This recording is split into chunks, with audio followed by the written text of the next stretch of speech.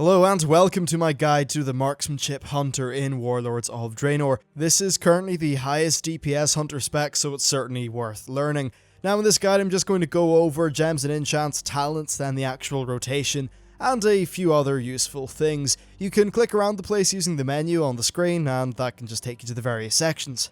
I'm just going to quickly go over the Draenor perks for this class in case you missed them. So first of all, we've got Enhanced Camouflage. This just means that you heal 3% of your max health every second while camo's active. This isn't particularly useful in raids. Now the important one is Enhanced Aim Shot. This means that your aim shot crits will grant you 20 focus. This is fantastic, and it's something you'll definitely notice quite a lot in your gameplay.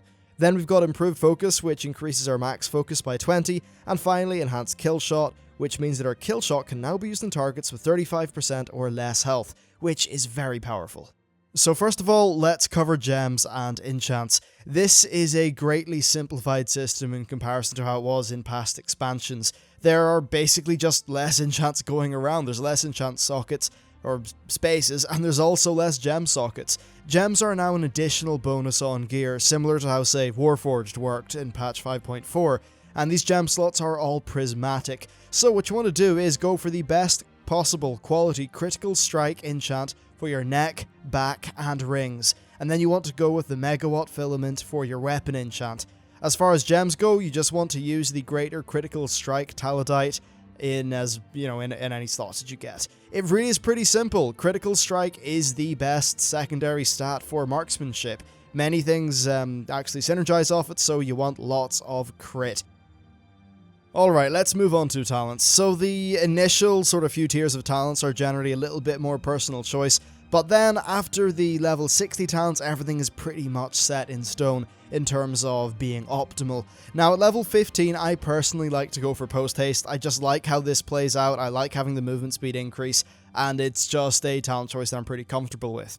Then at level 30, I generally go with Binding Shot. I find that this is quite useful in dungeons.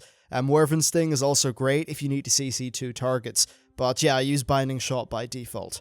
At level 45, you want to go with Iron Hawk over Exhilaration, and you don't want to go with Spirit Bond because we're actually going to be using Lone Wolf later on, and of course, Lone Wolf and Spirit Heal or whatever don't really synergize too well. Then at level 60, we're going to go with Thrill of the Hunt. The decreased cost of aimed shot basically just makes the spec a little bit more manageable to play, and this also pairs up really well with Rapid Fire, especially with the tier 17 2-piece, which will cause your aim shots to refund an additional 8 on top of the 20 focus that they will already refund, which is pretty nice.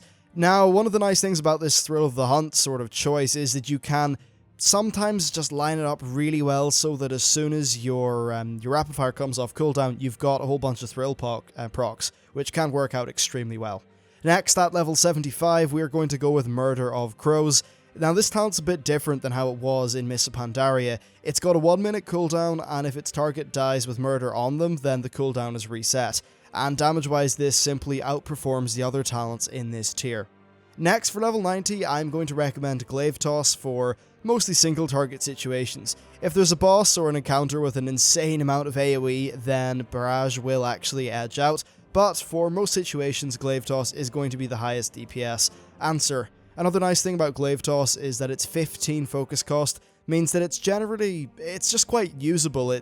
Sometimes with Barrage and its big 60 focus cost, it's just hard to slot that into your rotation without, say, delaying Chimera Shot or doing something nasty like that. So yeah, Glaive Toss is just a very nice, comfortable solution. Then finally, at level 100, we're going to go with Lone Wolf. This gets rid of your pet. Now, first of all, pets can be a source of annoyance and lost uptime, which is extremely annoying, so just getting rid of the pet's actually quite nice. And then on top of this, the 30% damage buff to your attacks means that it actually pulls ahead of the other level 100 talents. And don't be afraid of losing utility in terms of your pet choice. You actually do get an ability which will let you apply any of your pet buffs to your party, so there's no problem there.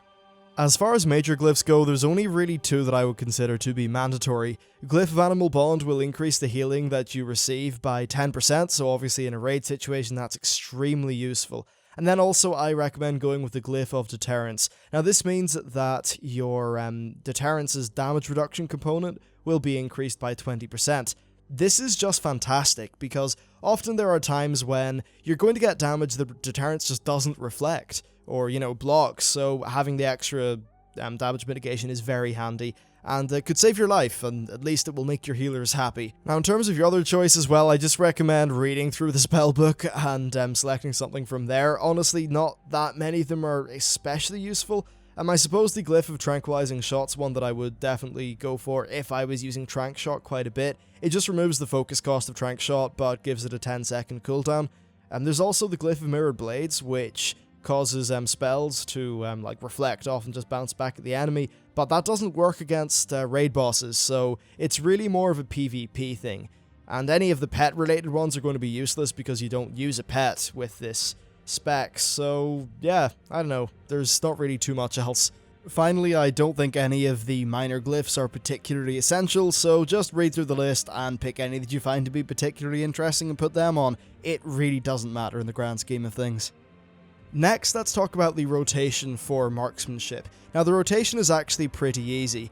Your most powerful ability is Chimera Shot. This is your number one priority, and it always, in all cases, must be used on cooldown. Then your second highest priority skill is Kill Shot. Now, unlike BM, Kill Shot is actually usable on targets under 35% HP instead of the regular 20, thanks to one of the Draenor perks. So when you are under 35% health, then you just want to ensure that you use Chimera Shot and then just burn off your kill shots. The reason why you want to use Kill Shot over Chimera Shot is because you always want to have that Chimera Shot cooldown ticking. The next thing in your priority list is just maintaining 100% uptime on Murder of Crows. So if you have the choice between Chimera Shot and using Murder, well, use Chimera Shot, but then use Murder. After that, try to toss in a Glaive Toss. It's not as high priority as something like Kill Shot, Murder of Crows, or Chimera Shot, but it's something you can just weave into your rotation pretty easily. Now, Aim Shot is used to just burn off your excess focus, and just ensure that you don't do too many aim shots though, because they may end up delaying important abilities. Again, it's all about just using as much focus as you can while always having enough focus to be able to use Chimera Shot on cooldown.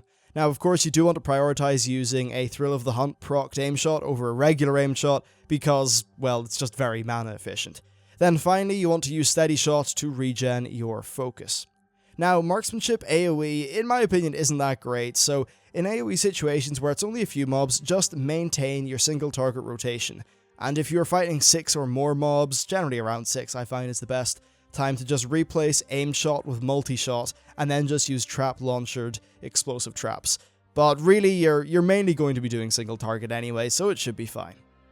Next, let's talk about Sniper Training. This is the mastery for the Marksmanship Hunter. This increases your damage dealt, crit chance, and range while you're standing still. Now, it does take 3 seconds to actually come into effect, so you can't just stand still, fire off a shot, and then move again. That won't really do. That said, it is still very flexible. Whenever you move, there is a 6-second grace period in which you will still be under the effects of Sniper Training. Then, as long as you stand still, just take into account the fact that it will take 3 seconds to get your Sniper Training back again.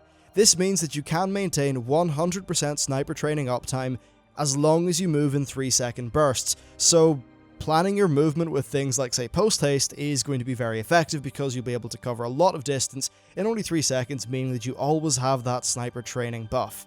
Next, let's talk about Careful Aim. This is a pretty important aspect of the Hunter, especially if you're trying to eke out as much performance as you can.